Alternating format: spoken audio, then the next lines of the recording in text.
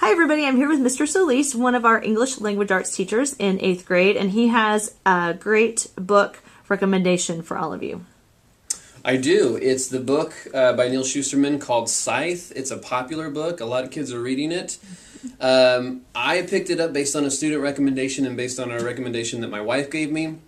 This story, I'm going to say this, like, I love stories that you haven't read before, or plot lines or premises that you haven't read before, and this one definitely falls into that category. It sort of deals with a futuristic setting that's dystopic, sort of, that deals with population increase to the point that we need to start killing people off, but how can we legally kill people? Well, they assign that role to what are called scythes.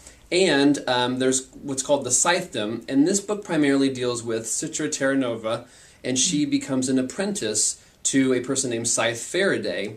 And so this book primarily kind of deals with her going through her apprenticeship throughout that time. But the problem is you have this thing called free will. So there are scythes who are legally allowed to kill, but the problem is there are scythes who kind of seem to be taking too much enjoyment. And scythes are supposed to be these ethical, moral people that are unbiased. But within this book, there are always going to be people, outliers, that kind of get a kick out of, what they call gleaning people, and kind of do it unbiasedly, just doing it just to do it. And so I love that kind of conflict of right and wrong, and there's like kind of like a blurry edge to it. So Scythe is the book that I'm recommending.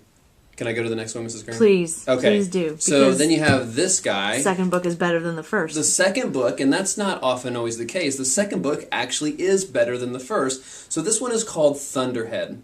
And the Thunderhead is mentioned in Scythe as well. Thunderhead, in a very kind of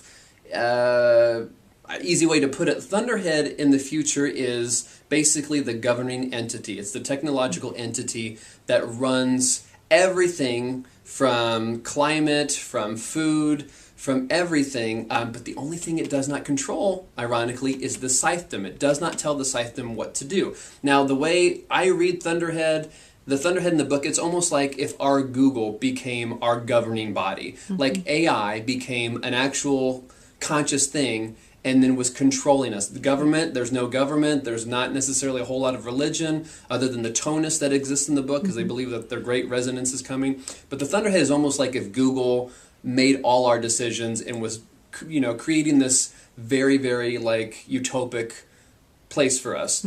Now, since it can't control the scythedom, you're kind of dealing with the conflict that you dealt with in this one, is what do you do about these scythes that are just kind of going unchecked? Because now there's a group of people from this one that are starting to kind of rise up. I think they call them like the new school of scythedom. I can't remember what they call them. But the younger scythes are becoming these people who, with free thinking, they're saying, well, I feel like I should be able to glean anyone I want. So the Thunderhead has to kind of, the reader kind of has to sit there and look for, like, okay, what is the Thunderhead going to intervene? Like, the world is becoming a little bit crazy because scythes are just killing people. And so this one, I feel, definitely superseded the last one. These two books are must-reads, in my opinion. And then read them. The third, not yet here, but you'll want it as soon as we get it. Absolutely. 2019 sometime. Yeah, 10 thumbs up. Awesome. Thank you, Mr. Solis. Thank you.